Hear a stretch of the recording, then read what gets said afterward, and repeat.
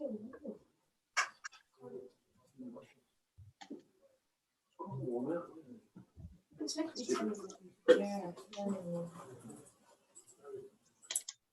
now live on YouTube.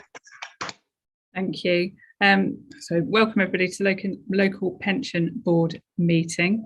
If we just go through the agenda, so have we got any apologies for absences today?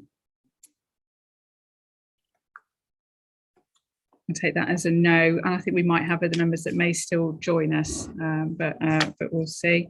So appointment of chair and vice chair. So I think I volunteered myself to chair as of today, but I think, do we want to have discussion around appointment of chair and vice chair for future meetings, or is this something you want to do offline and come back to at the next meeting? How do you want to handle this?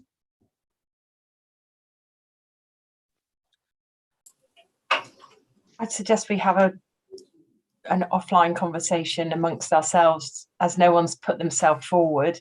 Would make sense to understand from those of us who are in the running, as it were, but who might do it. Maybe we could have a couple of co-chairs to share it, as it perhaps the reason people aren't coming forward is because of, you know, the unknown quantity of work, perhaps. So maybe, Michelle, might you be able to set something up for us to have a separate session? Yeah, absolutely. Sounds. I think it wouldn't take more than half an hour, maybe, just to have a quick chat through. I think so. I think, like you said, Katie, it's understanding actually what the volume of additional work would be and taking on the chair role, because it's different from obviously being a member and interacting in a different sort of way. So I think, yeah, we just need clarity around that, and I'm sure we'll come to a conclusion on that one. Right. So moving on to item 3, declarations of interest. I think we've all completed declarations of interest. So what's your procedure in terms of, do we publicly say these at this point, or we just refer back to the completed declarations or any changes? If we can publicly say if you've got any interest in any of the agenda items. So anybody got any interest in any of the agenda items? No. No. No, I think a number of us work for employers, so I think anything where it picks up something that would relate to an employer probably would have a declaration of interest. So, but I think all our who we work for is all, you've got all of that information. Marvellous. Right, minutes from the previous meeting, if we can take those as read, and then if anybody can raise, if they've got any particular comments, queries or questions on the minutes or points of clarification. I've got one. No, I haven't, none at all. No, the only one I had was that I thought that the request that the quorum for the local pensions board be reduced to 4 to 3 would be listed as an action point on there, but I couldn't see it on there as an action point. I can advise it has been reduced to 3, though it's in the constitution. Thank you. Thank you very much. The only point I had on that, I'm trying to find the page because I've highlighted it, with regards to the same conversation, there was a reference to not being quorum, not being an issue. I think it is a point of best practice, so I think the minutes should reflect that it is best practice to have a quorum meeting as opposed to it's not an issue. Otherwise, why would we need one? I think that was the only point for me from those minutes, just to clarify that. I don't think there was any suggestion that it wasn't an issue. Okay, so I think we can, what do you do with the minutes? Do you have those, how do you have those approved? Just from this meeting, if everyone agrees. Yeah, so can I just have a show of hands for agreement to approve the minutes from the previous meeting? Agreed. Agreed. Excellent. And I can see that we are quorate, so which is also good. Marvellous. Thank you very much. Right, action log. I'm just trying to get to that page. Nothing on there, Chair. I don't believe there's anything on which was Julie had identified. So, internal audit report. So, who's taking this paper? That would be myself. Jacinta. Jacinta, marvellous. Over to you. Just to give a bit background on myself, I'm Jacinta Frew. Currently acting as the Deputy Chief Internal Auditor for the Shared Service. That's Northampton County Council as was, and Milton Keynes, and obviously since April, been looking after West Northants Unitary Council, which I think everybody is aware. The shared service, internal audit shared service, is being dissolved after the 31st of March. So this will be my one and only time that I'll be presenting the internal audit report to yourself. But it's the first time I'm here, and it's my last time as well. Just going back to the audit report itself, I'm assuming that members have read the report, and the audit did focus on providing assurance on the adequacy of controls over administration of the pension fund, hopefully thereby ensuring that it will be achieving its objectives. Happy to say, overall, it's a positive assurance that the audit giving committee. We've got an opinion which is substantial for design. So the findings of it was that there were good control measures in place that ensured that sort of the operations and was being effective. And the opinion in terms of people complying with those controls was good, which interprets as that we only found some minor errors, nothing significant.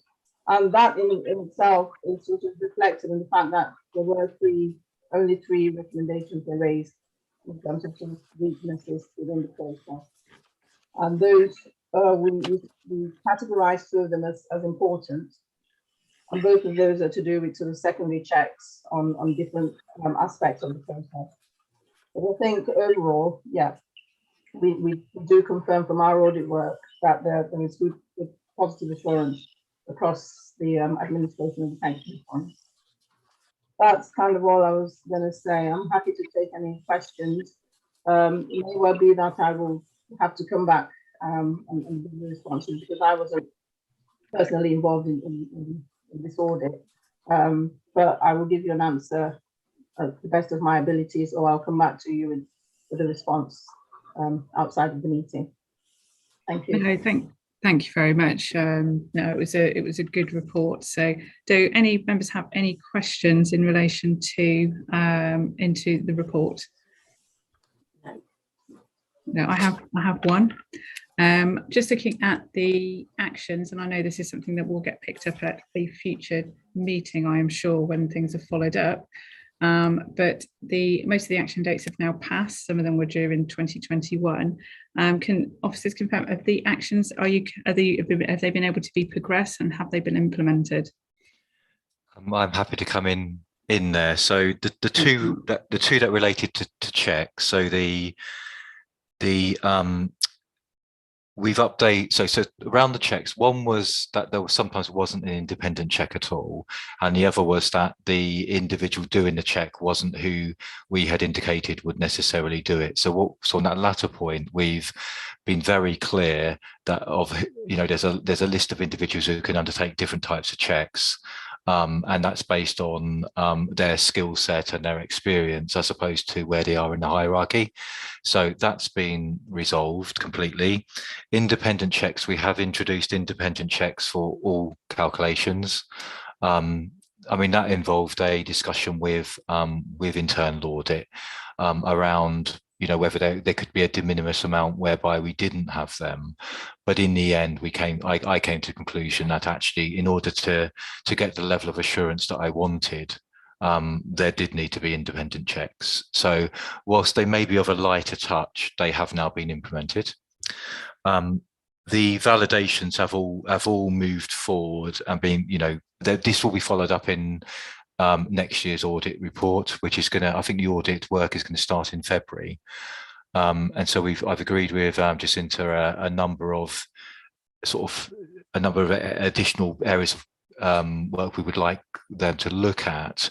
But one of the additional points beyond that was that I would like a very clear follow through of progress against last year's actions. But yes, everything has moved forward as far as we can take it. As you will probably be aware, some of these relate to employer responses. So we do sometimes reach the point where if an employer doesn't respond, we simply have to accept the data that's been provided. Okay, thank you very much, Mark. Has anybody got any follow-up points or questions for Mark or anyone on that? Excellent. So I think, do we just need to note the report for the minutes? Excellent, thank you, and thank you to Internal Audit as well for that report. Very comprehensive piece of work that's been done there. Right, so moving on to the next item, the Pension Fund Administration Performance Report.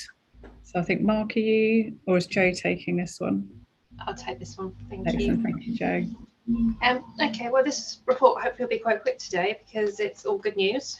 As you'll see, as we run through the report in section 5, our key performance indicators, which are detailed in Appendix A, are all green for the period concerned.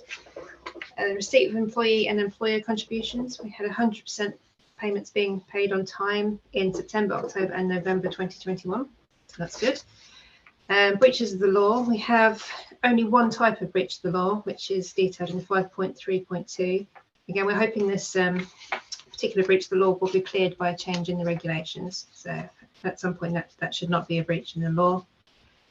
And the further good news is in 5.4 that we have no new or ongoing IDRP cases to report for the period concerned as well. So all wonderful news in the report. I'm happy to take any questions on that if there are any.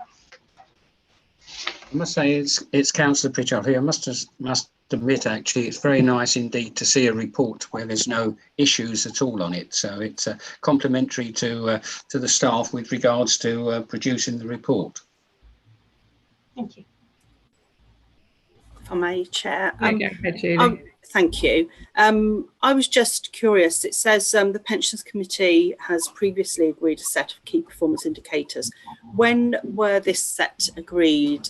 When is the timescale for us to review if we still want to continue with these ones or add any additional ones? These have been in existence for quite a while. They follow SIPFA's idea of what KPIs should be for LGPS funds. We have added one other which was requested of us by the Pensions Committee, and that was on transfers out, which is the last one on page 36. Some of these are statutory timescales as well, so it's important to report on those. But going forward, the good governance review, we might have to review the KPIs we have, and then we'll be making any changes if we need to do so on that. What's the timescale for that, Joe? I wish I knew. It's getting further and further away, not closer, unfortunately. But we are doing a piece of work ahead of it, the governance review coming into place, just to see what changes we can make in preparation for that. So it might be that we review that sooner rather than later anyways. But those are the kind of things we'll have to get in place when the good governance review outcomes come live.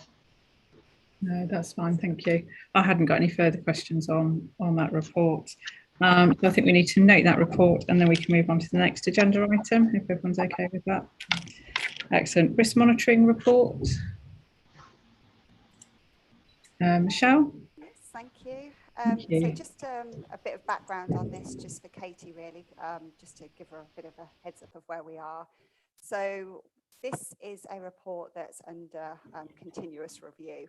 And what the situation is with this one is you'll see this at every board meeting for your input, and then twice a year we take it to the pension committee with your comments and our recommendations to get those into the published version. So what you'll see in this report, if I can draw everyone's attention to section 5.2, this is where the detail of this particular review is held on the main risk register.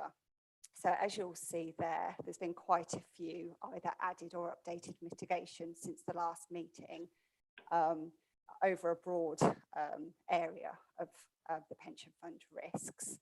And you'll see on risk 24, we've made a change to the actual risk story there. And if you'll remember from the last meeting, that was hired due to, or raised due to there being issues with recruitment at that time.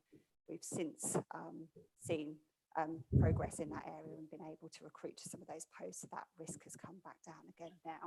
But that's where the main detail of everything that's highlighted to you there, of any changes we've made.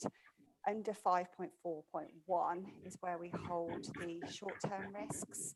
So as you'll see there's a very brief update on the pandemic there. But more importantly, under 5.4.2 is the skills and knowledge section. So just as a bit of an update there, that's still on the short-term risk at the moment because not all of the modules were completed by the 31st of December. So as you'll all be aware, there's an extension on that now till the 31st of January. And hopefully after that point, we will be in a position to say that that short-term risk is no longer there. So moving to the actual risk register itself in the appendix, what you'll see there is we've actually updated this a bit since the last meeting, hopefully to make it a little bit clearer for you when you're reviewing it. So as you'll see now, you've got the previous assessment alongside the current assessment, and we've added in 2 columns there to make it easier to display whether there's been any movements and any comments that have been associated with that. So for example, with that risk 24 that we were just talking about, we've obviously got the movement downwards there and the reason for that. So hopefully that'll be a bit easier for you in regards to picking out easily and efficiently the changes and what impact that's had on the risk register. The only other thing really in terms of the format is just to say that what we've done is added the objectives as an appendix to the risk register now, as part of the appendix, sorry. And really that's just for, again, just to make it easier for you. So instead of having to cross-reference the objectives in a separate business plan document, they're also in here just to make it easier for you to cross-reference all that information. So really, I'm open to any comments, firstly on the actual detail of the risk register, if anybody wants to make any further changes or ask any questions, or secondly, if the actual layout seems to be working for you, or whether, again, you can add any further comment on that. It's Ken Pritchard here. It's on the risk register on Appendix A, the first 3 are actually red. Could you please explain those?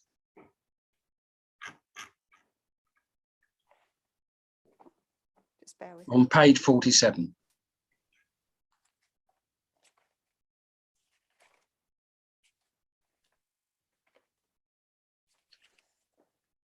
That's not the risk register, that's Oh, page 47. Is that the key? I think you're talking about the unmitigated risk, aren't you? Yeah, Yeah, I sorry. think So you're talking yeah, about the gross risk. yeah. Yeah. So it starts off at for example, risk 1 starts off at 16, but due to the controls, it's at a 12, which is an amber. Yeah.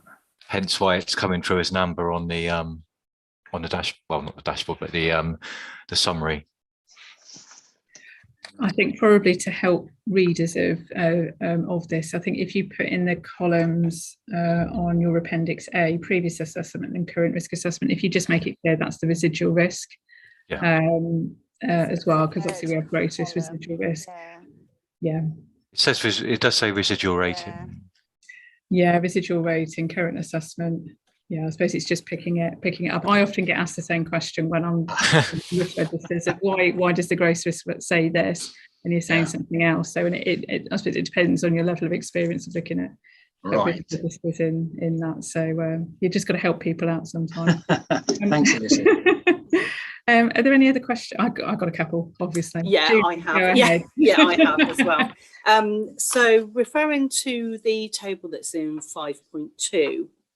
And the updated or the proposed changes, if I could pick up a few of those, if that's okay. So in risk number 3, the second bullet point says an action plan is being developed to help reduce the carbon risk within the fund's investments and transition to a more sustainable portfolio. It would really help me and give me greater assurance, I think, if there were some timescales in there. To know when that plan will be developed, rather than it's going to be developed. It's February, sorry. So it's going to February, I see. Yeah, if that could be included in there, that would be great. The same for risk number 6. So again, the service and action plans, and I know that is detailed later on, but a date in there as well would be useful, I think. Yeah. And sorry, I'm going to say exactly the same for number 13. Again, that says something's being developed. So yeah, it'd be useful to have some timescales in there. Again, number 25, an action plan is being developed. Well, when is that being done? So just a general. Yeah. Add in The, some time yeah. specifics. Yeah, I think those are the only places where it's something that isn't already in place. And then going on to risk number 16, and I did look to see if it was covered in the in a further agenda item, but I don't think it is. That was just about authentication or dual faceted access. I didn't know if that was actually on the cards and if that was within the plans of WNC perhaps in relation to access to systems. I don't know if you know anything on that, Mark. If not, it's something we can find out. Are you talking, sorry, Julie, are you talking about two-factor authentication? Yes, I am. Yes, yeah. We have that for remote working. Right. But if you're in the building and you access a PC, there is no two-factor authentication. Right, okay, but it is if you're working remotely. Yeah. Yeah. Okay. But there is then further authentication to get into the Altair platform as well, isn't there? Beyond the corporate network. Yes, it's not a single sign-on, so you then have specific user access rights to the Altair system that you then need to log on to with a separate set of credentials. Yeah. So the authentication is done at the point of accessing the WNC network. Then is that what we're saying? But there is no other authentication other than a single kind of put in a password when you go into Altair. Then that is just it's a traditional username password approach for Altair. Absolutely. Yeah. And have Altair got any plans in place to actually implement any two-factor? We'll take an action to come back on that. Yeah, please. I mean, obviously, I'm not aware of anything from the corporate network side, but we can ask the question there. So we'll ask the question of both the corporate network and the and Altair to see if there are any proposed changes into sign-on. Yeah, that's great. Is Altair hosted within the WNC network, or is it a cloud-based system? It's a server elsewhere, so it's a physical server based at 2 locations actually, which we go into, as do a number of funds who have signed up for hosting. Yeah. It's hosted then. Yeah. Okay, thank you. Julie, that's all from me. No, that was all from me. Thank you. Lovely, thank you. My question was that, and I like this format. I know you've updated it. The Appendix A is quite easy to follow in terms of you've got all the risks on there. You've got the previous assessment and the current assessment. For me, what it doesn't tell me is what's your target risk? Where are you trying to get to with that? And I know some of that's potentially covered in the sorts of actions, and it picks up on Julie's point where Julie's asked around timescales to put some of the mitigating actions in place, whether that be an action plan, et cetera. But it'd be good to know, particularly, I think your green risks are probably fine because you're probably at a target level that you want to be if the risk is green. But for your top 6 amber ones, I think they probably could just benefit from having, are you trying to get those all to 6? Is it possible to get them all to 6, or are there certain things within that where actually you're never going to get better than a 9 or an 8 because you've got external factors or that sort of thing that may influence your ability to be able to control those risks? So I think that's your sort of next layer of information that gives you how are these risks being managed, where are we trying to get to. But I think the level of detail you're providing, and obviously you're managing 27 risks there, which is a huge number of risks that you're overseeing with that. A large number of which you've got other mitigating factors which are included in the further appendix as well. So that's my only comment around, thinking about how do you represent that target risk and where you're trying to get to and time scaling with that. Yeah, thank you. We'll have a look at that for the next meeting and see what do you propose. Another column just on the end with. I know, I hate adding extra columns to the document, and it just makes everything a bit more busy again when you try to condense it. I am denied on the link back to your strategic risk, because ultimately what you're trying to do is you're managing risks against your risks of failing the objectives. So I can see why the objectives are listed down. I think just having the number of the objective next to the risk is difficult to follow anyway, because you've got to keep going between bits of paper. But I think we have to accept that these are the risks of not meeting the long list of objectives. So I think I'd settle that was, yeah, it's just another column for column's sake at that point. But yeah, understanding your direction of travel. Have a look and see, the best way of doing that. I suppose one thing you could do, because you have got the additional information of impact and likelihood with the controls. Do you need to put those? You could just put the residual rating. It's useful to know whether it's impact or likelihood that's driving the level. I suppose that's one way of reducing some of the columns potentially. Yeah, we'll have a look at that. But yeah, have a think about that. I guess I mean, obviously we have to recognize that we use this as officers to manage our risks. So there's a in-depth discussion every time this is reviewed across every functional lead effectively as to what are their risks. So certainly it is useful to me to see the impact and likelihood definitely broken down. Yeah. The target, I guess we'll obviously reflect on it, but I don't think you would see much movement from what the residual is, because you'd hope that a multi-billion-pound pension fund in most cases would have as much control in place as it could have. The ones where it clearly would be different would be things like where we're encountering recruitment issues, and it's a higher risk at the moment, but we're working to get it back to where it should be. So the target clearly would be different. Some of those top ones, they get challenged obviously very, very often, and it's very difficult to get away from the residual score we've got at the moment. But we'll reflect on it and see what we can do. The other thing you could have a look at, so on page 46, you've got your matrix, which has your combinations of your impact and your likelihood.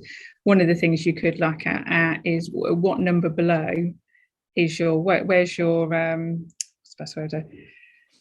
Where's your risk appetite? So what's your risk appetite level? Because actually some of your risk appetite level, given the size of the fund and what you're dealing with, actually may be in amber. So it may be that's an acceptable level of risk for the type of operation that you've got. But I think articulating where your risk appetite is drawn, i.e. you read ones clearly, you would need to do work to bring those back down. But actually, is your appetite, is that at 15 or is it at 12? I think that's the other thing you could consider is looking at that, and that would give you a similar sort of outcome to adding what's your target risk score in as well. Might be another way of considering it. Yeah, absolutely. That sounds good. It's a valid point, because like we've said, with some of those higher ones, like you say, they tend to be higher because they're not fully in our control. So we could put in every mitigation under the sun, but for the first one, for example, if an employer can't pay, there's not much, they can't. And so yeah, maybe if we look at that and actually what the tolerance is of of that appetite, actually say that's about as good as we're going to get, and then articulate that in here, and then we can I suppose it takes that expectation out that everything's going to move to green, doesn't it? Because it is.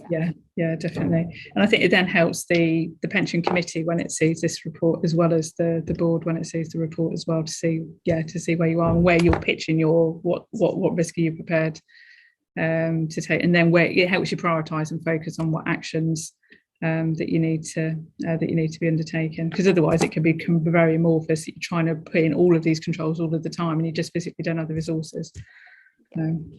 Excellent. Are there any other questions on that? If not, I'll propose we note. Julie? Yeah, I was just going to say on that first risk, obviously that's very much going to depend on the size of the employer, isn't it? If it's one of your smaller ones where there's very little liability, then the impact is going to be less than if it's one of your larger employers actually fails to pay, and probably the likelihood of a larger one not paying is probably not as likely. So I think it's, yeah, it would depend on the employer really on this one. Yeah, absolutely. I know when we very first did the risk register, it's so subjective in certain areas that I think we started off with 54 risks, kind of going, you know, down to that kind of detail.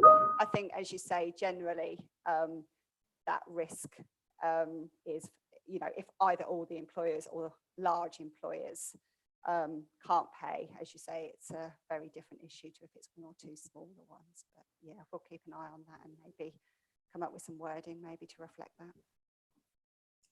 Yeah, no, thank you. I propose we'll move on to the next agenda item if everyone's okay with that. Excellent. So I'll just click and see whose paper. Joe, we've got the business plan and medium-term strategy update up to the end of December. Sorry, I normally go through this one.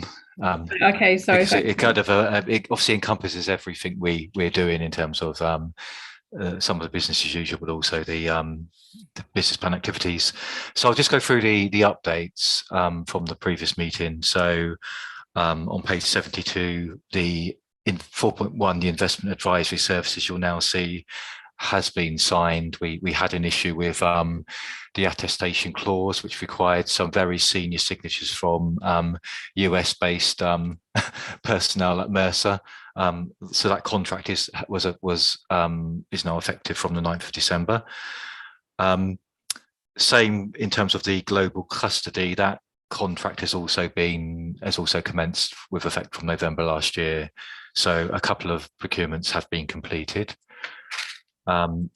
On page 75, the BCP and 4.7, the cyber resilience are both going to be discussed later in separate papers. Otherwise, there are updates there quite clearly that I'll touch on then. I'll do a couple more and then just pause for any questions. 4.9, the guaranteed minimum pension rectification. So this is the end of contracting out of the state scheme. Has obviously caused a significant piece of work involving HMRC over a couple of years now. There was a huge delay due to HMRC not providing us with information or any fund with information. But the position we're at now is summarised in 4.9.3. So in effect, there are 1,841 cases that we had to take that required some updating, of which we could update the majority by a bulk process for a software tool that we utilised, which was within the fund budget for this year. The cases which to cut through it, you'll see at the end in the second paragraph that there are 997 cases outstanding which require us to look at whether over or under payments have taken place because they are in payment. The approach with this exercise across the country really is not to recover any overpayments, because there's pretty much no way the individual would have known that they were being overpaid. And so that would be a very torturous process, probably to not end up recovering anyway. So that work, we're going to spread that over effectively, I think, over a year, because it's quite a niggly piece of work, it being manual. And so that will be in the 2022-23 business plan. I'll pause there to see if there's any questions around anything so far.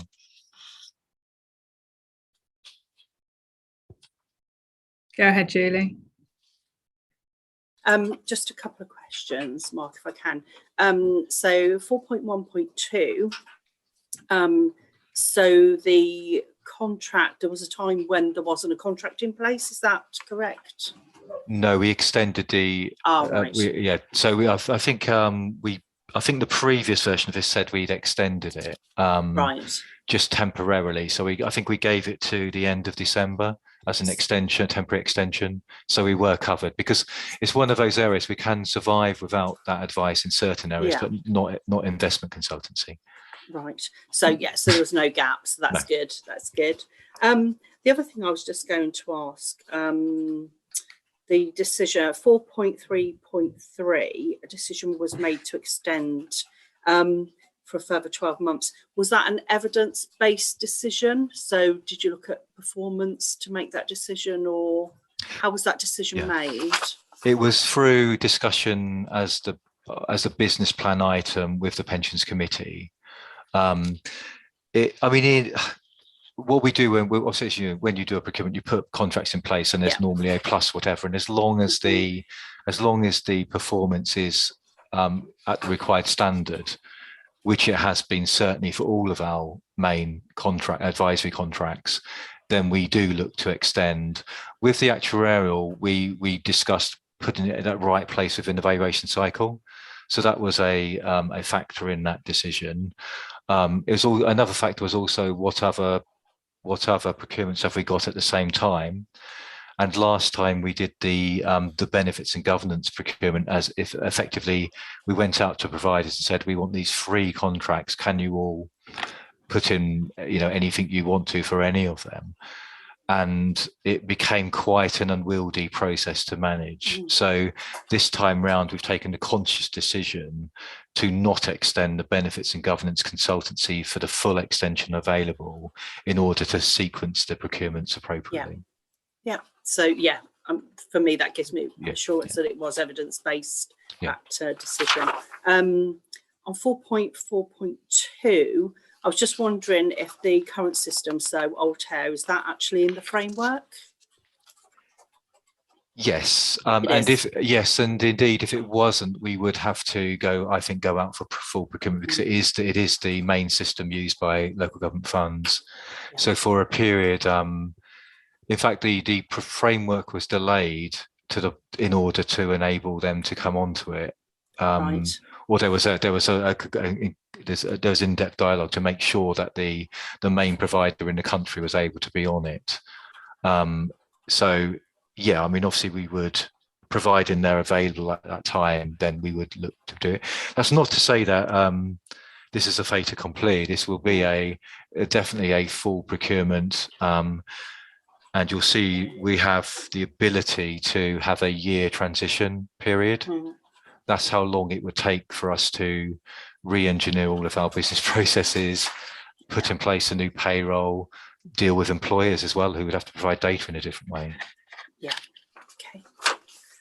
That's the only questions I've got to the point where you've got to. Thank you very much. It's Ken Pritchard here. It's with regards to 4.9.3, where in fact, do you have any indications whatsoever with regards to the overpayments that you're going to have to write off? No, we don't. I'm not aware of any analysis of the values, because we haven't done the work to. Other than that, the values are different. I'm not aware of. I've not been provided with any analysis of that. I mean, that will be part of the, I guess, the initial scoping, because we would normally tackle the ones which are greatest first. For obvious reasons. I think we can bring some more analysis of that at a future meeting. Thank you. So presume have you got within the governance documents, have you got the ability to be able to make decisions in terms of what you would or wouldn't write off, or is that something that would need to come back through the pension committee in terms of, once you've done that scoping piece, to say it's likely to be, there's the likely input in terms of work, the likely outcome will be is that it will be difficult to recover, etc. And this is the options we've got, and these are our recommendations. We have an overpayment policy, and in additional to that, my understanding, although we will obviously clearly double check this before we proceed with any write-offs, my understanding is that we have previously addressed with the committee this precise point around writing off guaranteed minimum pension or contracted out related values, but we will double check that. I would imagine that some of the values here will fall within my ability to normally write off anyway, because some of them will be very, very slight. But obviously there's a rigor to our checking what we can do, and I would never write anything off that I don't believe I have the powers to do so. No, definitely not. I wouldn't suggest that you would, but for the number of records and the type, I think it's probably an in principle. Do you need to get an in principle decision from the pension committee in the first instance to say yes, you have the powers to do this under the governance arrangements, and then you can get on and do the job without reference back, because you certainly don't want to be coming back with very small amounts or that sort of thing. But equally, very small amounts times a large number can add up to a large number as well. And that's the bit you need to be conscious of. We previously went through a exercise of overpayments when we did our reconciliation of our admin system versus payroll, and so there was obviously that's one of the reasons we were very robust in putting in place an overpayment policy. Joe, I'm not sure if off the top of your head you're aware if we definitely do have a in principle ability to write off contracted out overpayments for definite. Are you aware? So you're on mute, sorry. I'm sure we have covered it off at Pensions Committee, but it would have been a while ago though, so maybe it's worth reinstating that decision. Yeah, that's exactly my understanding. I thought we did have it. Okay. Excellent, thanks. Mark, do you want to carry on with papers? There's no other. Yes, I mean, it's not a huge number more that I would like to touch on. So 4.10 over the page on page 78 is the McLeod age discrimination remedy. The stage we're at is working with scheme employers to gather data. We have had lots of data back from scheme employers. We have still got some of the main providers which we are still in discussion with.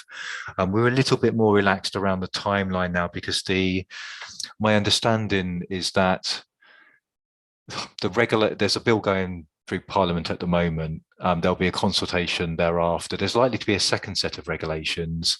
And what I was told at a conference where there was a departmental representative from government there was that they're looking to push back probably the effective date of the regulations from April 2023 to October 2023. So in other words, it's going to take them longer than expected to get the remedy and the regulations in place, and therefore they want to give us ample time to be able to deal with them. And so that does give us more time to make sure we've got the data absolutely right. The reason we want to do that is, I think, is fairly obvious in the sense that some funds have put some rubbish data onto their systems that they wish they hadn't done as a part of this process. So the data that they received wasn't of the required standard, but did get through to their system. We are making sure that everything we get is of the required standard and makes sense, and are querying anything that doesn't look like it. It may still be erroneous. So we're doing this in a very, very controlled way, but the employer data is there or thereabouts in now. Another one which I did want to pick up on was page 79, which is the undecided leavers. And this is of any of these, this is the one that I repeatedly said has not been progressing in the way that I wanted. So we've identified the various reasons why that is. But I am putting in, and we are recruiting additional personnel for both the project team and the business as usual team in order to make sure that in next year's business plan, we can make meaningful inroads into this. And the kind of meaningful inroads I will be expecting will be about a reduction of 2,500 cases per year. And I think over under 3 years, that would take us probably to exactly where I would expect the business as usual limit to sit. So I think the learning point from this is that we will never have no cases that are 6 months old.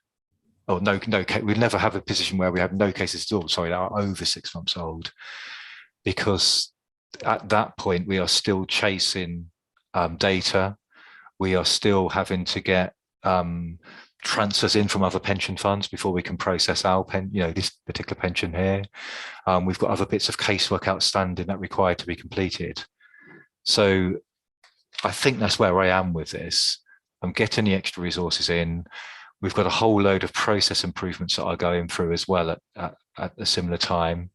So I think there's about a 20 odd point action plan, and we're having monthly meetings with all parties within the service to make sure that we're improving the way and our efficiency. But part of it is the resourcing, and I hope I've now got that right. In terms of what do you think, what would the reasonable limit would be? You're talking something that's sort of none that are more than about 18 months and certainly no more than 2 years old, or I know how long things can take. So. Yeah, it's more than, I would say it's more than number which are more than 6 months old. And whether that number, I think it's probably over 1,000 cases we're likely to have floating around. I mean, we're a huge scheme, in terms of the number of, across the two funds, we deal with over 150,000 members, and a lot are in progress, what I would describe as in progress at any point in time. There's also a systematic issue with regards to particularly school-based staff, where they have change of contracts every term or every year, and every single one of those feeds through as multiple records. And we have people on the system with double-digit records that we're trying to, and it can take us sometimes months for payroll departments to work through and inform us exactly what even jobs we should be having, and only then can we actually even start to do the work.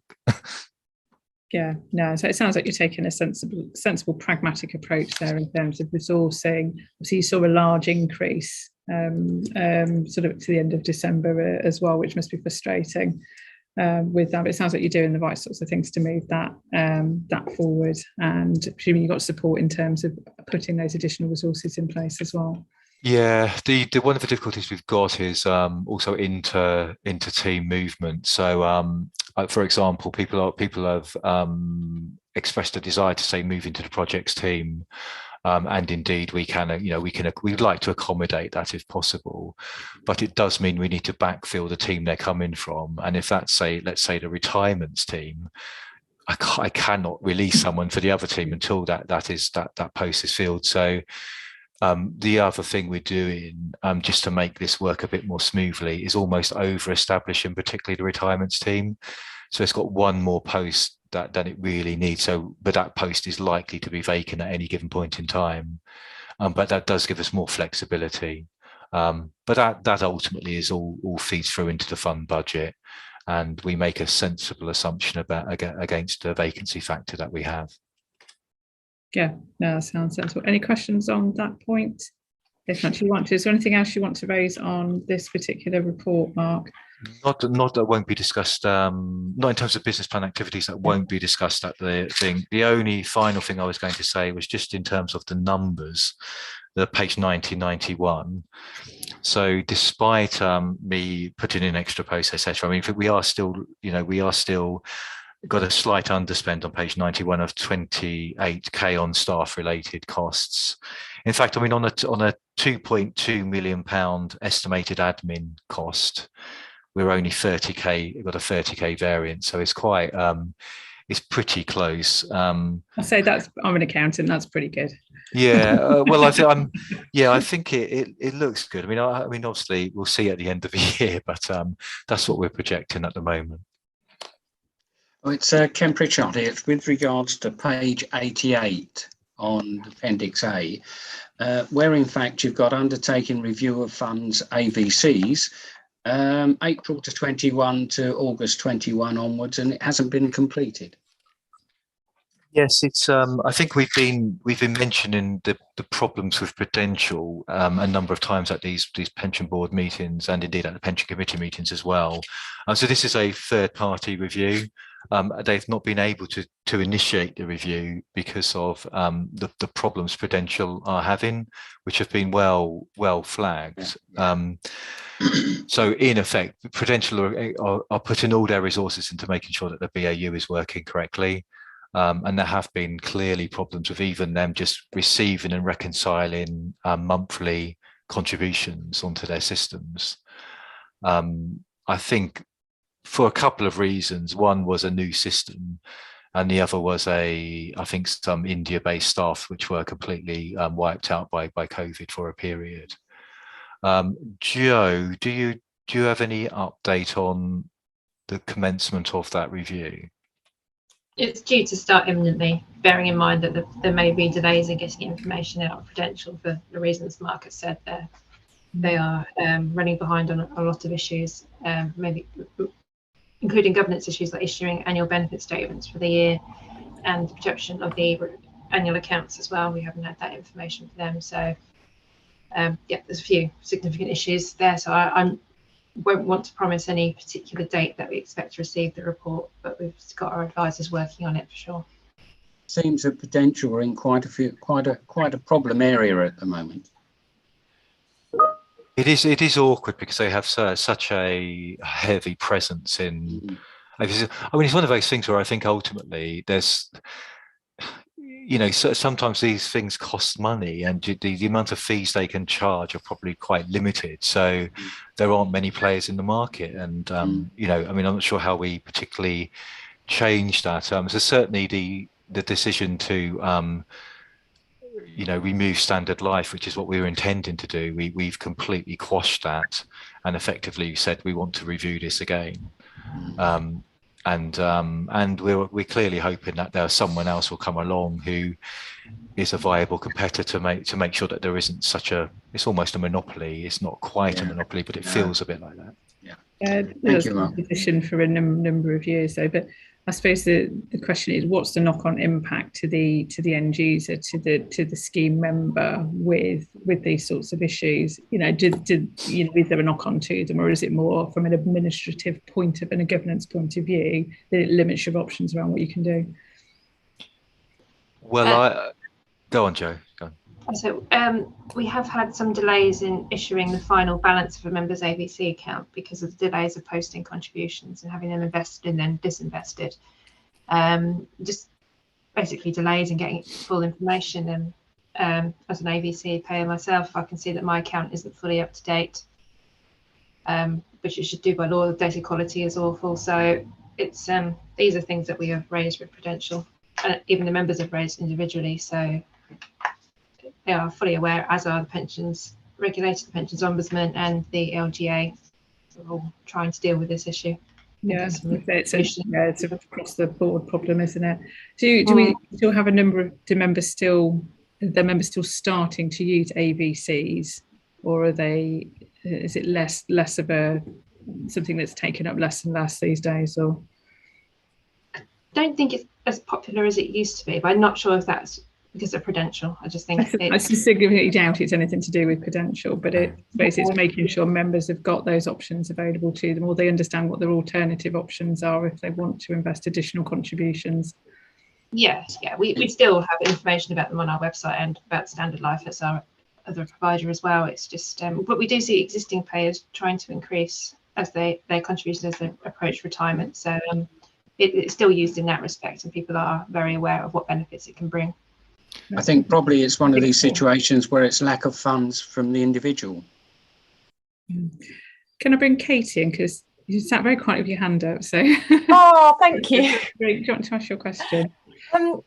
Yeah, just listening to the conversation around resources, around the issues that we're having with this, you know, delayed processing of data. Is this something that's going to impact on the valuation that I know is going to be starting in the forthcoming financial year? Because obviously I'm relatively new and I've done all my training, and it talks about how you need to get all your data in order in the year before you have your valuation. I'm just wondering if you know, this is going to have an impact on that work, and if there's anything we can do now to you know, really try and get that all in order. I mean, in terms of resources, I think I identified one area where I wasn't happy with the resource. And I think if I think of the teams that deal with the valuation process, so the employers team, we've got the right level of resource there. The systems team, I think they're happy with the level of resource there. The you know, the framework and stuff. So I think it's an isolated problem. And it was probably one of those lower priority areas of work which we were struggling with resourcing. And to be clear, I felt we had the right amount of resourcing to start with. It's only as we've delved into it and understood how actually with the provision of data monthly by scheme employers, it's almost changed the way and the requirement for resourcing that we have. So just to reassure you around the valuation, we believe we've got it absolutely right at the moment. We obviously are quite reliant on the actuary for that particular process. Thankfully, Prudential have limited involvement in that particular process as well. But yeah, so it's a lot of work's done by the scheme actuary. A lot of data work is done by my own team, but that should have the right level in it. And we're very, very aware of the of the timescales involved around the valuation process anyway. Okay, great. Thank you. Oh, thank you. Anything further on that paper? If not, I'll propose that we note it and we move on to the governance and compliance report. Okay. And is there anything else you wanted to raise, Mark? Or? No, marvellous. Thank you. Yes, so if we can note that paper and move on to governance and compliance. Who's taking that paper? That'd be me. Okay, go ahead, Jo. Thank you. I'll just run through a couple of key points in this report, and if I don't capture any of your questions, feel free to ask me them at the end. So to start with, in this report, we have in section 5, the Department for Levelling Up Housing and Communities, which used to be MHCLG, that every year they release some statistics on the England and Wales pension LGPS schemes, of which there are 85, giving the headline totals of various bits of expenditure and income. And you can see from those bullet points in 5.1 that the scheme is increasing in practically every way possible we can measure it as of last year. Then going forward through the report, we have, I'll talk about what you may have heard or seen around is the Scheme Advisory Board aren't particularly impressed with the Access Asset Pool, which Northamptonshire is a member of, for not having scheme member representation on it. It has been raised at a conference, and it has been the chairman of each fund has been written to by the Scheme Advisory Board to challenge this. Mark's more closer to this issue, but there will be a meeting on the 7th of March in which this item will be discussed. Hopefully with a view to change that so there is scheme member representation.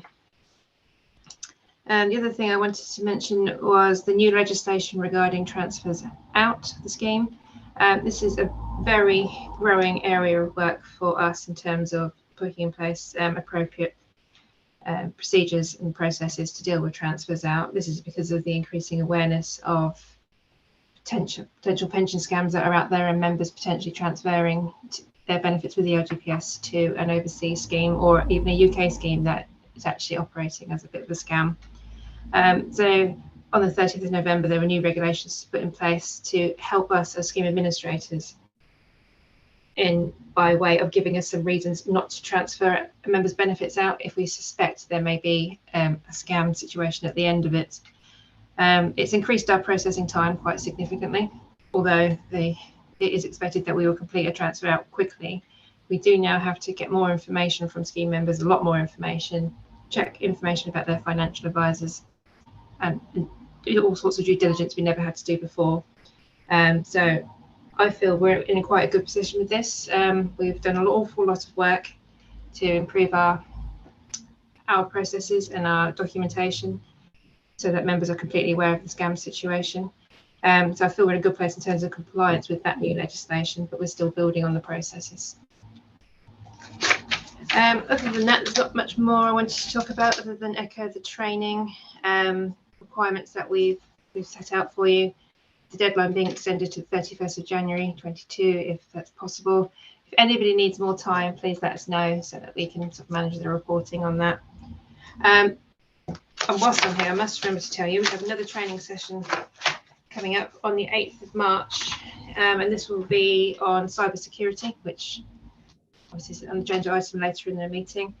So 8th of March, 10 AM, a virtual training session from our Benefits and Governance Advisors, Aon, and their cybersecurity team are going to do hopefully a very interesting session on cybersecurity within pension funds specifically. So that should be good. I will be sending out invites to that very shortly, but just so you know what the date is. There's going to be some, as you'd expect from a cybersecurity training session, some extra bits of security around joining the meeting, which I'm just working through just to make sure that you can all join. It's not that secure that you can't join, but just trying to understand the instructions around that, and then I'll send out the invite. No, thank you very much, Jo. And I think Councillor Pritchard. Thank you very much. Sorry, just for my own information, what happens if, in fact, funds are transferred out and it happens to be a scam? Who is responsible for the actual funds? Well, that would be after an in-depth analysis of what actually went wrong. There's only so much you can do to stop a member transferring out. These new regulations put in a lot more barriers to a member transferring out than there was before the 30th of November. So we can now physically stop a statutory transfer out. But we have seen pensions ombudsman cases where the scheme has had to reinstate the members' benefits within the LGPS at a cost to the scheme. Yeah. And therefore the taxpayer. But hopefully now going forward, we don't have a lot. We do a lot of work for this area of work, but not a lot actually goes ahead. And it's only, we do a lot of transfers into other public sector schemes, other UK employment-based schemes, other LGPS schemes, but we do very few overseas or defined contribution transfers out. But when we do see one, we are already on high alert with regards to them anyway, because we know how good the LGPS is. So why would somebody want to transfer out to something that's, in our eyes, not necessarily members' eyes, not so great, and certainly not so secure? But yeah, we have seen the pensions ombudsman ask for, or instruct schemes to reinstate members' lost benefits, which is why we have to be extra careful. Absolutely, thank you. I mean, we don't have the power to reinstate. I think even if as a sort of an adjudicator, I thought we should reinstate, I'm not sure we actually do even have the power to do it. So it probably have to go to the ombudsman anyway at the moment. But when Joe says the scheme, it's the scheme employer who's the one who always pays the balance of cost, unfortunately. So, you know, the scheme member pays in obviously whatever they pay in, and the balance of that cost, which isn't met through investment growth, is the scheme employer. So it's very difficult. Increasingly it feels to me like, you know, I mean, ultimately, it's harder and harder and harder as administrators to follow all the steps, and then when they into, you know, sort of subjectivity into some of them, then there's always that danger that you're not doing absolutely everything that you could, and you end up at the ombudsman's door with a reinstatement request. That's just a reality we have to live with, I think. It's just from an employer's point of view. Is that Julia probably well, that could be a deferred reformer member that's their last employer was that employer. That employer's got no control over that. Is that an insurable risk? And what can employers put in place to protect themselves with regards to that? I.e., can they veto and say no to transfers? Or I'm sure that's not the case, but just yeah, you're right. It's not okay. No, that's not. It's not really insurable. So I mean, in terms of the reality, I mean, these are sometimes the pension numbers in terms of actuarial values look quite high, but to an employer, it still is quite a small number, particularly if it's effectively spread over a 20-year time horizon. It wouldn't make a jot of difference if it was, say, a 30k transfer value to a county council. They just simply wouldn't notice it at all. And I guess sorry, I can hear some background noise. Sorry, that's okay. Yeah, sorry. Obviously, the likelihood is that because the majority of our employees are scheme members, are of large employers, it would tend to ordinarily be a county council or a large employer, but not definitely. It could obviously be a small employer. I think the concern would more be for a small employer, or employers like myself or Julie as well, who are sensitive to those sorts of things. We don't have the means of larger employers. So I suppose it's understanding what the risk is to those types of scheme employers, and would they even know that a transfer out had happened, or would have all of a sudden, a bill appears in the post of, oh, by the way, oops. I mean, if there was a small, on the hook for it. I think if there was a small employer and there was a dispute that might end up in that place, then we would be in discussion in advance, particularly if we felt, through the IDRP process, we felt there was a risk there. However, I think this is very rare for these kind of things to come in. I think we're only aware of one that's ever come in for this fund. Is that correct, Joe? Yeah. Yeah. Okay, so there's only one sort of active one. Other funds, to be clear, I'm aware of funds that have, numerous cases where there's been, these. So at any one point in time, they can be dealing with a number of IDRPs around reinstatements. I suppose what you're saying is, with the additional legislation that's in place to better protect ultimately the individual, regardless of what decisions they're trying to make about transferring their pensions out, the additional work that you have to do, the risk is then reduced. Yeah. There's types of processes in place that would then look at what went wrong, whether there would be a reinstatement, and you'd have a effective communication process with an employee if they were going to be impacted by this. But it's probably low likelihood. The impact ? Depends on the employee and how much is being transferred. Mm-hmm. Yeah, I mean, if it was immaterial, then obviously that's a different communication. But if it's of any material magnitude at all, and it's a smaller employer, then I think that's the approach we would take. I think that's It sounds like that's what could be put in place. Julie, have you got any follow-up questions on that point? Yeah, I think for me, it's just is that a documented process that would take place, or is that something that you think would take place? Sorry. No, it's not. I mean, as I say, we've only ever had one, and I think that was for a huge employer, wasn't it, Joe? Yes. So it's not, and this is a moving thing. So my concerns are not necessarily about. Okay, I expressed a slight reservation around. You can see where this might be going, even if you put in all the steps, but you do the best you absolutely can. And it's clearly closing a lot of the loopholes that were there, or a lot of the ambiguity that was there.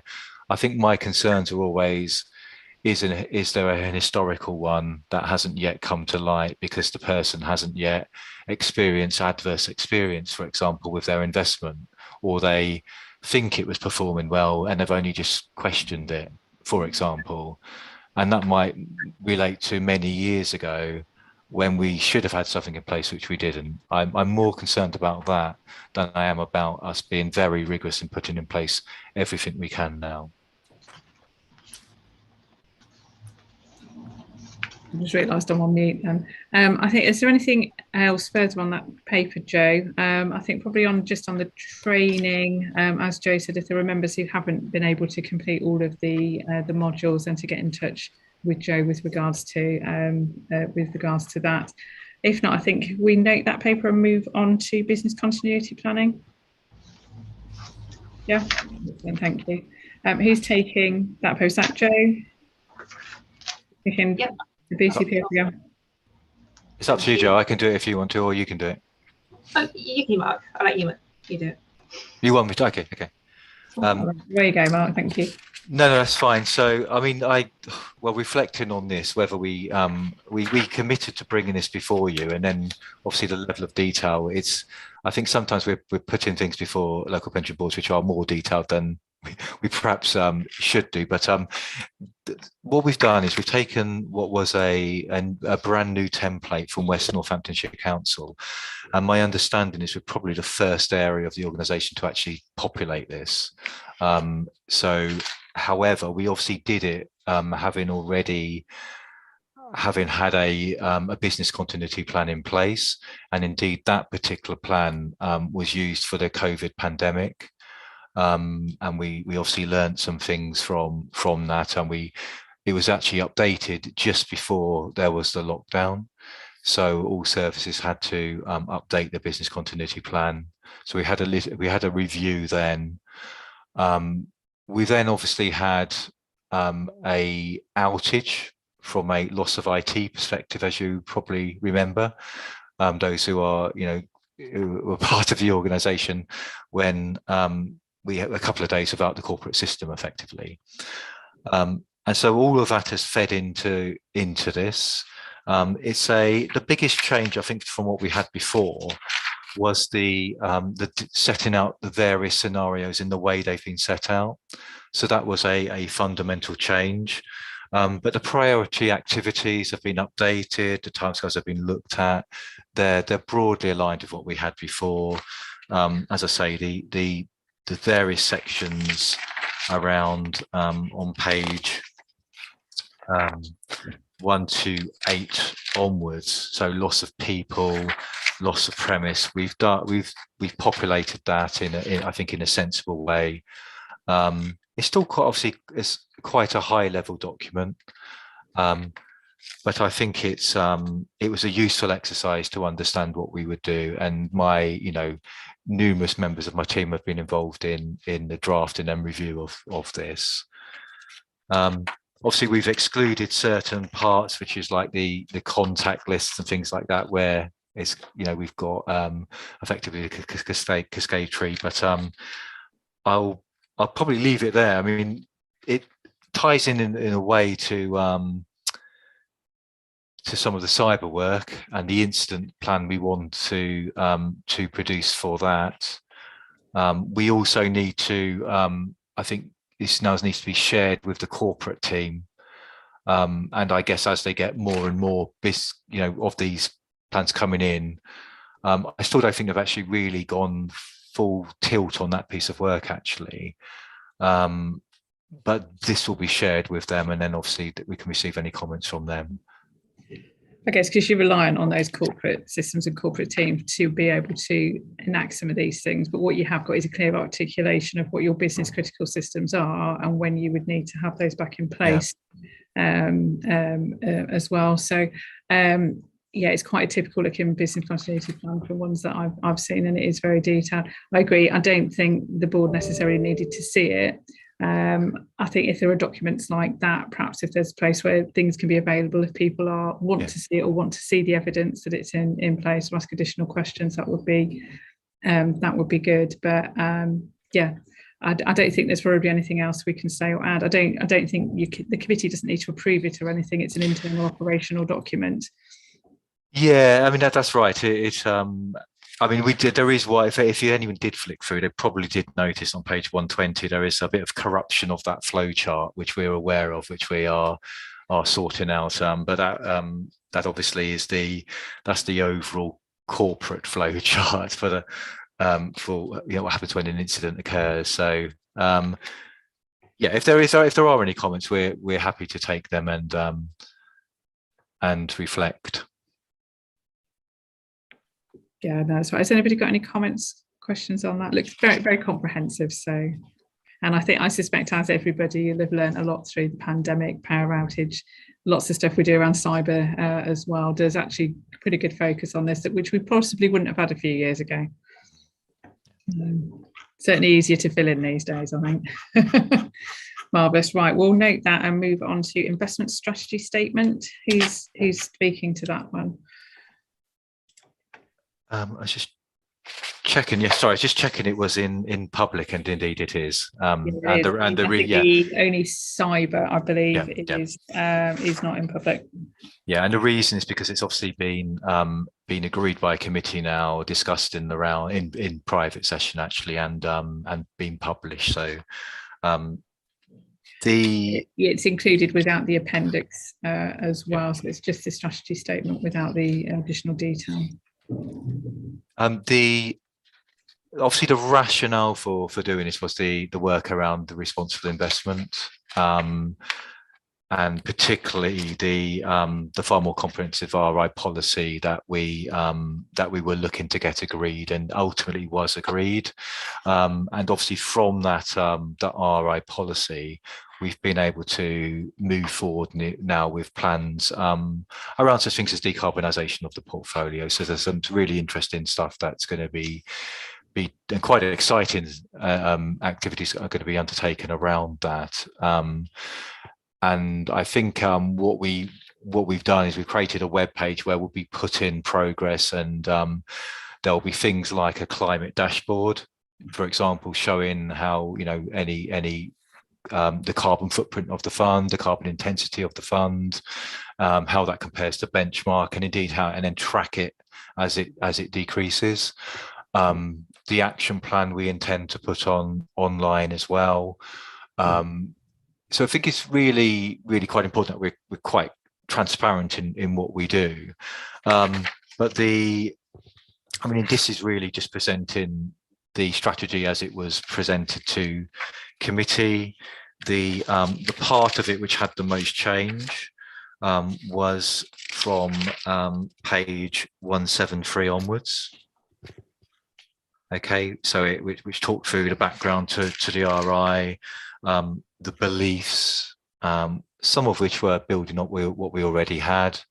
So the environmental, social, governance factor integration into investment processes has been there for many years. But obviously the climate risk came from our risk register. We added that a year or so ago to the risk register, in that could materially change our values. The support for the Paris Agreement is in that climate risk on page 175, and also for a just transition. So this is an equitable transition into a more sustainable future for individuals, for communities, for countries. And that's really, I guess that's if we stopped using oil today, what impact would that have on a whole range of people? You can't just flick a switch and and instantly magic a green future. This is, I would say, the other thing I think which this is going to lead to. So when I talked about decarbonisation, to be very clear, what we will be doing is we'll be selecting a pathway. And whilst at the moment the Northamptonshire Pension Fund hasn't made a net zero commitment, it will show very clearly what we are targeting in terms of that net zero pathway, and the milestones and where we expect to be at those points in time. That's a very high level, few words about it. Ultimately this is going to be agreed by the ISC, so we'll put something before the ISC, and they will have to agree a chosen pathway, targets, etc. Okay, so this has been put in place to leverage that. The other area I think where we will dramatically improve from where we are is around stewardship. And part of that is just the information flows and the transparency of things like voting, which we will put out there as well and report on. The climate related, so two further final points, I guess. The climate related financial reporting we expect to become statutory, but we do plan to go early with that and actually publish that earlier than is required. And then the final thing we would like to do is to be a signatory to the Stewardship Code. And whilst not many funds within Access have done that, there are examples now certainly who have done that, and we can, we don't reinvent the wheel. We will look at the way other funds have done that and leverage that as well. No, thank you, Mark. I think as the Pension Committee has approved this, I think we're asked to note it, but I'll just check to see if there's any points of clarity that anyone would like to raise on the report or on the actual strategy. No, very comprehensive piece of work, and I think we're all aware in terms of the changes around climate, around that, how that's being perceived, how organisations are being asked to work towards that, and ultimately, I think investments, unless they've got those green credentials, the things will start to align. Ultimately, anyway. So marvellous. Right. So if we note that, the next agenda item is urgent business. I don't believe there are any because I haven't been made aware of any urgent items that need adding to the agenda. I'll just seek clarity. Nope. Marvellous. So I think the next paper we've got is a private paper. So I'll just stop the